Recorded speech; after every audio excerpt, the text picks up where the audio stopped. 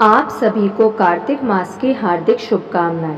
कार्तिक मास कथा अध्याय 27। ओम नमो भगवते वासुदेवाय नमः। कृष्ण नाम का आसरा, कृष्ण नाम का ध्यान। 27वां अध्याय अब लिखने लगा महान। पार्षदों ने कहा, एक दिन की बात है, विष्णुदास ने नित्य कर्म करने के पश्चात भोजन तैयार किया, किंतु कोई छिपकर उसे चुरा ले गया। विष्णुदास ने देखा भोजन नहीं है, परंतु उन्होंने दोबारा भोजन नहीं बनाया, क्योंकि ऐसा करने पर सायंकाल की पूजा के लिए उन्हें अवकाश नहीं मिलता। अतः प्रतिदिन के नियम का भंग हो जाने का भय था।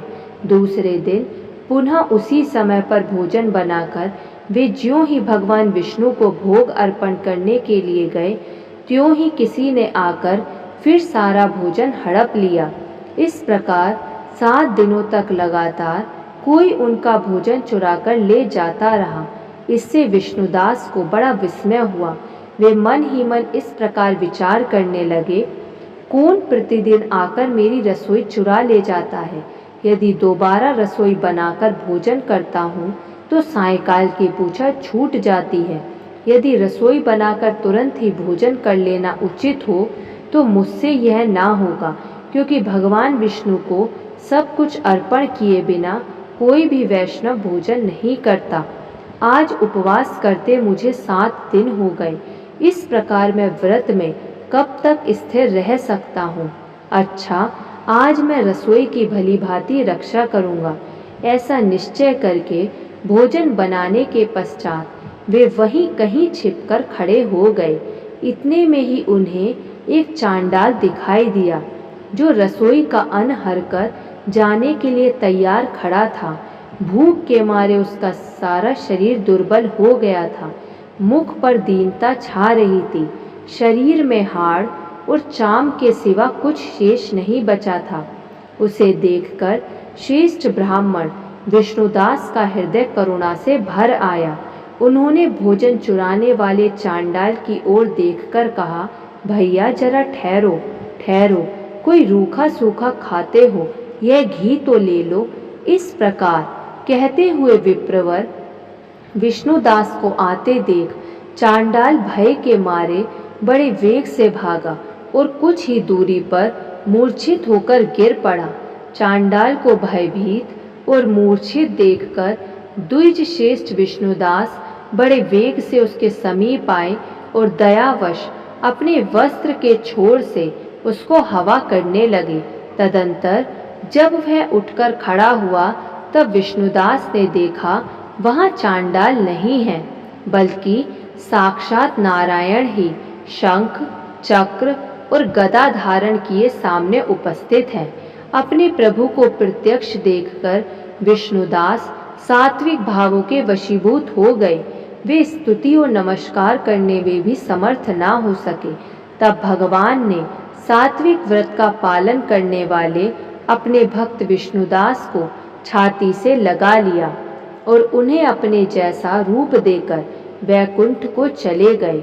उस समय यज्ञ में दीक्षित हुए राजा चोल ने देखा विष्णुदास एक श्रेष्ठ विमान पर बैठकर भगवान विष्णु के समीप जा रहे हैं। विष्णुदास को वैकुंठ धाम में जाते देख राजा ने शीघ्र ही अपने गुरु महर्षि मुद्गल को बुलाया और इस प्रकार कहना आरंभ किया, जिसके साथ स्पर्धा करके मैंने इस यज्ञ, दान आदि कर्म का अनुष्ठान किया है, वह ब्राह्मण आज भगवान विष्णु का रूप धारण करके मुझसे पहले ही वैकुंठ धाम को जा रहा है। मैंने इस वैष्णव धाम में भली भांति दीक्षित होकर अग्नि में हवन किया और दान आदि के द्वारा ब्राह्मणों का मनोरथ पूर्ण किया, तथापि अभी तक भगवान विष्णु मुझ पर प्रसन्न नहीं हुए और इस विष्णुदास को केवल भक्ति के ही कारण श्रीहरि ने प्रत्यक्ष दर्शन दिया है। अतः जान पड़ता है कि भगवान विष्णु केवल दान और यज्ञों से प्रसन्न नहीं होते, उन प्रभु का दर्शन कराने में भक्ति ही प्रधान कारण है। दोनों पार्षदों ने कहा। इस प्रकार कहकर राजा ने अपने भांजे को राज सिंहासन पर अभिषिक्त कर दिया। वे बचपन से ही यज्ञ की दीक्षा लेकर उसी में संलग्न रहते थे, इसलिए उन्हें कोई पुत्र नहीं था। यही कारण है कि उस देश में अब तक भांजे ही राज्य के अधिकारी होते हैं। भांजे को राज्य देकर राजा यज्ञशाला में गए और यज्ञ कुंड के सामने खड़े होकर भगवान विष्णु को संबोधित करते हुए 3 बार उच्च स्वर से ये वचन बोले, भगवान विष्णु, आप मुझे मन, वाणी, शरीर और क्रिया द्वारा होने वाली अविचल भक्ति प्रदान कीजिए। इस प्रकार कहकर वे सबके देखते देखते अग्निकुंड में कूद पड़े। बस उसी क्षण भक्त वत्सल भगवान विष्णु अग्निकुंड में प्रकट हो गए। उन्होंने राजा को छाती से लगाकर एक श्रेष्ठ विमान में बैठाया और उन्हें अपने साथ लेकर वैकुंठ धाम को प्रस्थान किया। नारद जी बोले, हे राजन, जो विष्णुदास थे वे तो पुण्यशील नाम से प्रसिद्ध भगवान के पार्षद हुए और जो राजा चोल थे उनका नाम सुशील हुआ।